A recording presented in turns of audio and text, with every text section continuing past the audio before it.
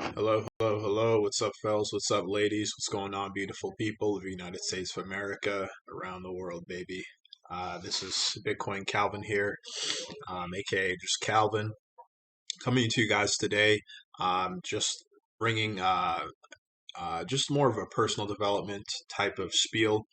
I'm going to be listing a couple books that I have read this past month.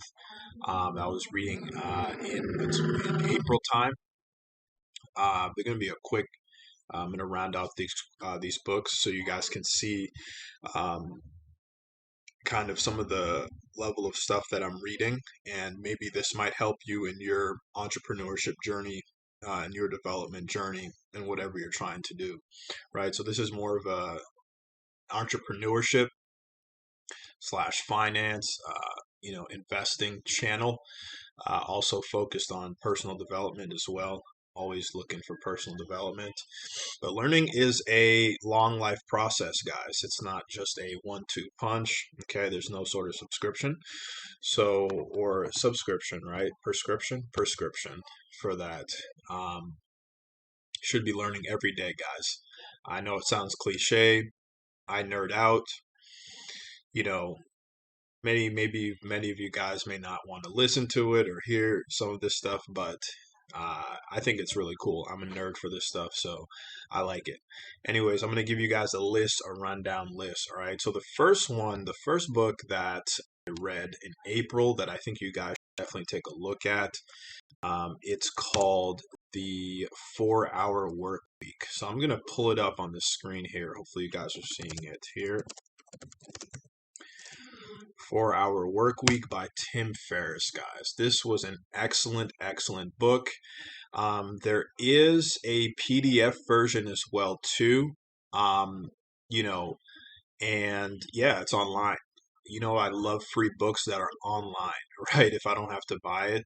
Also, I love having the actual copy. I don't have the actual copy from this book, but there is a PDF version. All right, let me see if I actually have can show you guys the PDF. But this book, guys, 100% uh, definitely worth the read. Either if you're a go-getter, you don't even have to be an entrepreneur. If you're a go-getter, you work that 9 to 5 job or 9 to 9 job, or you're working your 40-hour work week person plus, this is a great for you. If you're an entrepreneur, you're self-employed, you like having your own schedule, this is also work for you. This can also work for you as well too. And Tim Ferriss goes over really great concepts. And he goes over really two important ones that you guys want to pay attention to. Two important, you can say, laws. Okay, and I'll throw one of them out right now, and it's called Parkinson's law. It's basically getting over the hump of procrastination, right? When you're actually thinking about a 4 hour work week, it's very counterintuitive. It's very, I don't even know if that's how you say it, but it's very interesting. You really think, how do I work 4 hours in a week? How am I able to do that? Or how is one able to do that? Even the billionaires and millionaires and trillionaires of the world, 4 hour work week may be possible for them, but it's even hard to think about that, to even just imagine that. So when I first heard this book title too, I was listening to a Gary Vaynerchuk video. If you guys don't know who Gary Vaynerchuk is, a prominent entrepreneur of this age, he talks a lot about marketing, influencer marketing, and branding. I really listen to him. I subscribe to his channel as well. He's a very great channel. Don't check him out. But he was even, in a conversation he was having, he brought up the 4 hour work week. When he said that, just the whole sentence, the 4 hour work week, that right there is a very big indicator. Okay, he's also a business person. So if he's saying 4 hour work week, and when he talks about what Tim Ferriss goes into in this book, he even agrees with a lot of the things he says. And so I picked up the book, I read it, and it is just amazing, guys. So one of the concepts is called Parkinson's Law, getting rid and getting over, not rid of, but over procrastination. one of the laws you guys should take in consideration. I took bunch of notes too. There's a lot of personal exercises too, guys. So you can see, I took some notes as well too. I have these notes here, on my desk in my office and stuff, and still they're very. This is very personal development field. This is not really like about finance or business. This is more on how to expand the mind of the individual. If you're running a company, if you're at a job or whatever, expanding, uh, working within yourself to so you're able to uh, cut unnecessary habits out of your life to to hit the pinpoints of success, right? So I got that kind of feel with this book, right? So this is an excellent book. This is an awesome book. And it really, I still, even I wrote down notes last month. I still have these notes and look at these notes daily, right? He has you write exercises and perform exercises that he asks you questions on, you answer them, and they're really intriguing questions. So definitely check out this book. It's called 4 Hour Work Week. This is a really great book. The second book too that I want to show you guys that it's a really great book to read. I think um, is just amazing, guys. This guy Jim Rickards goes in amazing, and it's called The New Great Depression. Now, this book I do have it physically. I did get the hard copy. I think it's a very great book, and it's a very great read. You know, when you look at even the cover of the book, you see George Washington on the dollar's face. He's wearing a mask, right? So we're protecting ourselves from COVID, right? So it's winners and losers, right? The New Great Depression, winners and losers in a post-pandemic world. So what's going to happen after the pandemic? What happened before the pandemic? What led up to the pandemic? And what happens during the pandemic? And what could happen and Jim Rickards goes in a great explanation on how we could secure yourself as an economist, as an entrepreneur, as a business owner, as a worker, to create a hedge or an edge against the overall economy, and how money is really affecting everyone's situation, right? Jim Rickards, a great economist. He goes in to the T on really what went down in the economy, really a little bit before COVID, and during COVID too. He goes into more about the virus, and really he makes it in so if you're talking about the economy, you really have to talk about the virus, right? He talks about that and how these two are very closely woven together.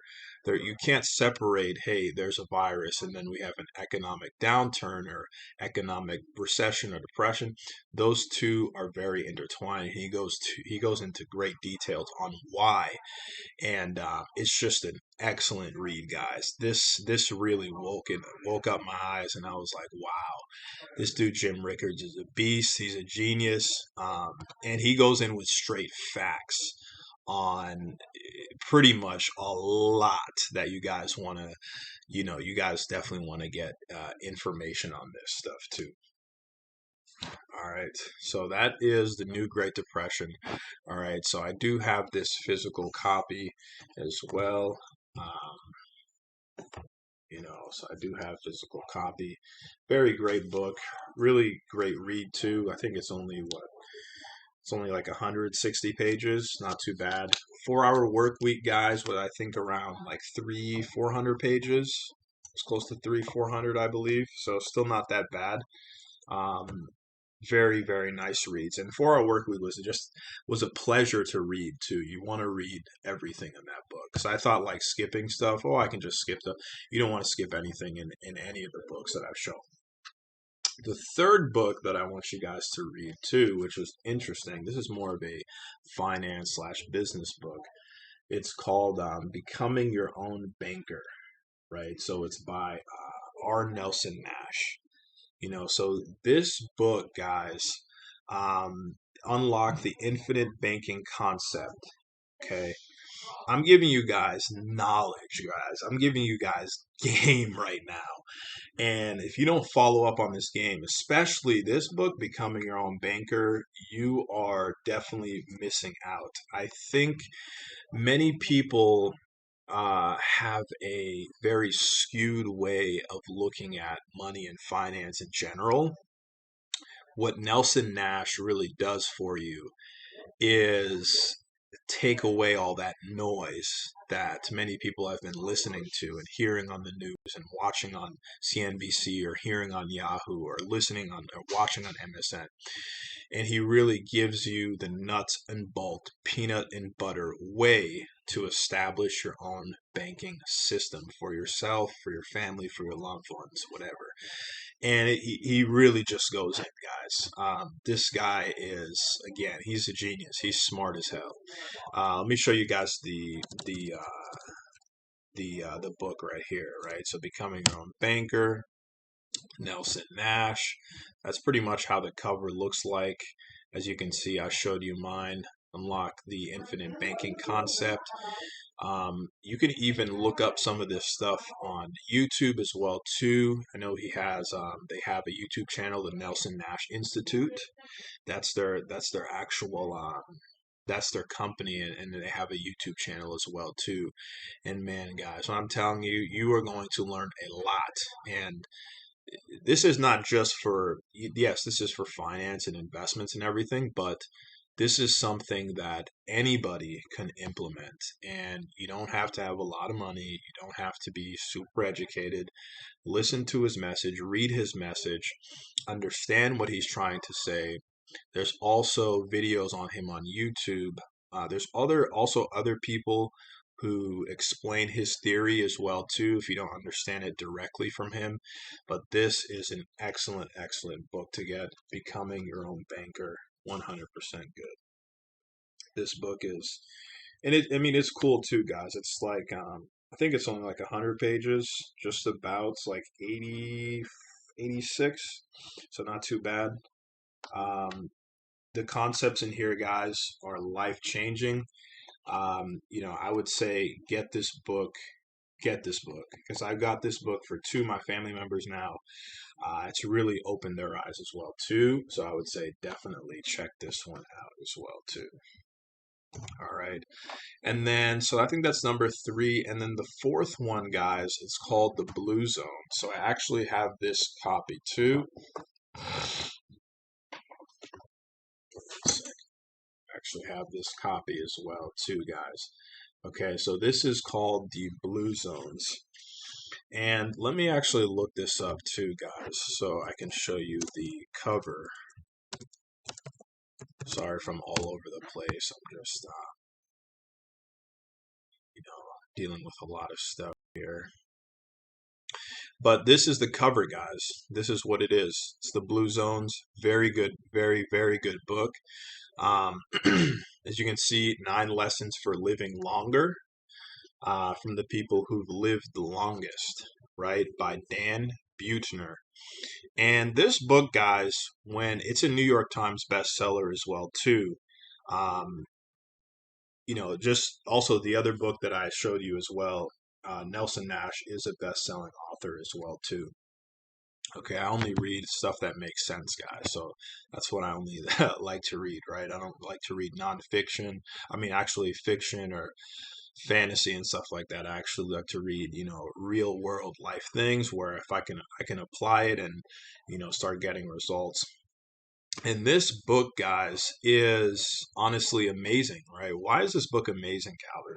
This book is amazing is because if you want to stay young and stay vibrant and stay active, of course, not everybody's perfect, but there are specific lifestyle habits that most of these people that are living in the blue zones have, right? And the people that are living in the blue zones, these people are not just living till 70, 80, 90 years old. These people are living till like 100, 115, 120, sometimes even more years old.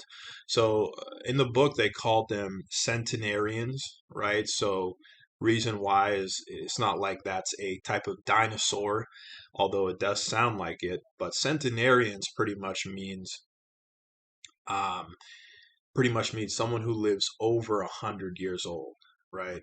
So within this book too, these guys have bunch of lifestyle habits that allow them to do that, right? So across all these blue zones that you see here, especially this photo, you see them in Sardinia, Italy. You see a blue zone in Negora, Costa Rica. You also see one in a small Loma Linda city here in California. There's also one in Akaria, Greece, and also in Japan, right? Shinoa, Japan, right? So these guys go to these blue zones. They interview all these people that are living past 100, really old, right? And they collect all this data on why and how these people are able to live that long. And I'll give you guys a couple of lessons, right? So they give you guys these concepts, these lessons. One of the lessons is having a purpose, right? So a lot of these old people, a lot of these, centenarians living past 100 or even 80, 90 years old, they'll have a strong sense of purpose, and it's different in each area, right? So the sense of purpose for somebody in Chinawa, Japan, may be different for somebody's purpose than in Negora, Costa Rica, right? But these old people, they seem to have a sense of purpose, right? So why do they get out of bed? Even though they've had kids, they have, grandkids, they have great grandkids. Why are they still living on this earth? And one of the main reasons why is because a lot of them have a purpose that they do this for, right? That they live for. So a lot of them, their purpose is, uh, providing, kind of mentorship and a safe kind of community for the people they're living around, right? Or their family, right? To see their family grow up, to provide service for their family, to provide, to do lots of things to really have kids in their family grow up to be better people, right? And some of them, they have different purposes, right? But that's one of the main lessons, right? Another one is actual physical movement, is physical exercise, right? So that's another way on how many of these people that are over 100 years old are living really long. They're able to keep up with physical activity. Doesn't necessarily have to be always exercising or running or swimming or biking, and some do that, right? But some that are in rural areas that have high green fields, have high mountain areas, have high pastures. They have to walk from their village over to go tame the gardens and the pastures and everything, as the men in Sardinia, Italy, they do to go to work, to milk the cows, to go, tend to the sheep, to the goats, to the pigs and everything. They kind of work on the field, right? And it's not really, super. This is what's kind of crazy that I see in these countries, is that a lot of the time the woman actually runs the house, even though the woman may go to work, but the woman actually runs the house and knows a lot about the cash. Especially, I was reading an example in Sardinia, Italy, and the man actually goes out. The man just literally goes out into the field. A lot of men just go out into the field, tend the sheep, tend the flock, tend the gardens, tend the area. Go out there and make sure things are happening in the gardens and everything. And then they come home and just relax, chill, enjoy time with their family and their wives and everything like that, right? And when you're looking at sometimes, you're looking at how people live in the US, you're like, huh, people in other countries, they're living differently, but they're much more happier. Even though the woman is running the house, uh, and they have control over the finances, the men aren't beating themselves over it. It's like the men really don't care, right? They find more meaning rather than just money, right? And it feels like here in the western part in the United States, there's like a kind of a uh, um, there's kind of not a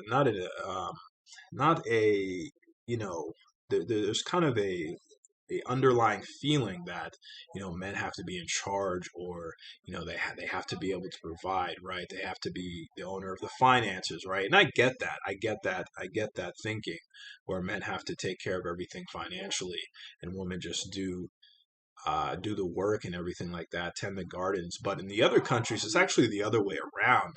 The woman has more control of the finances, especially in this area, and then the men goes out and they just do the work, they tend the gardens, and they have everything that they need, right?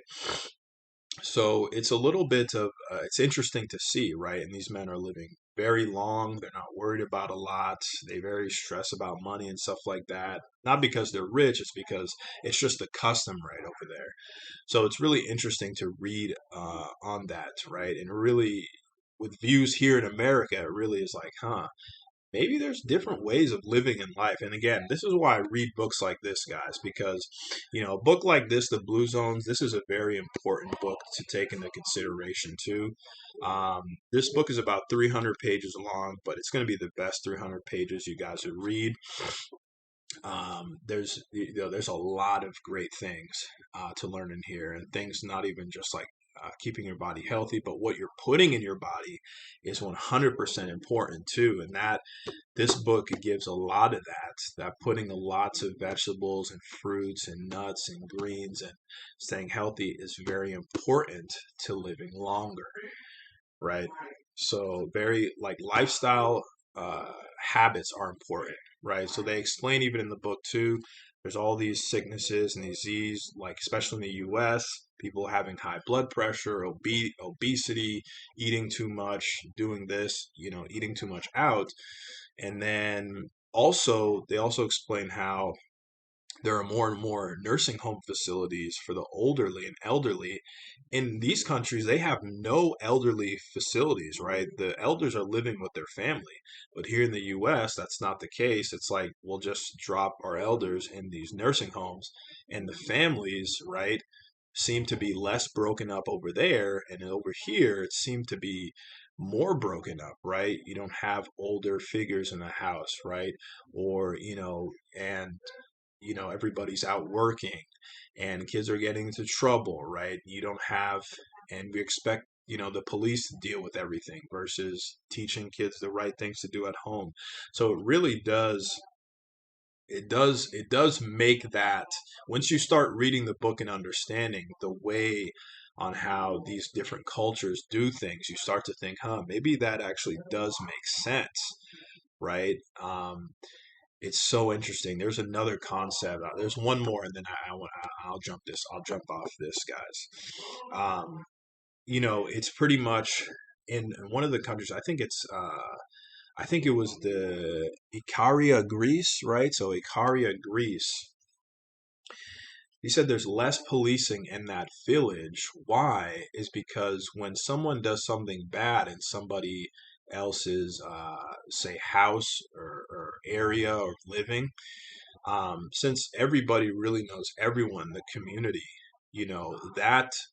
that person who was doing bad would actually be shamed by the victim and the victim's family, and everybody would know in that community who did what did bad, right? And not only just for adults, but for kids too. It's like you don't need always to use police force You just have to have the kid understand what they're doing is bad. Have a community that's open on things that they do, right? Instead of being so secretive, people actually know, and then when it actually does happen, it creates more of an intensity within that community, right? Instead of letting the police figure out someone's been doing something secretly and or handling having the police handle someone going crazy, it would be less of that, right? You have more families, more actual people stepping in and saying, no, that's not right, right? The neighbor says no,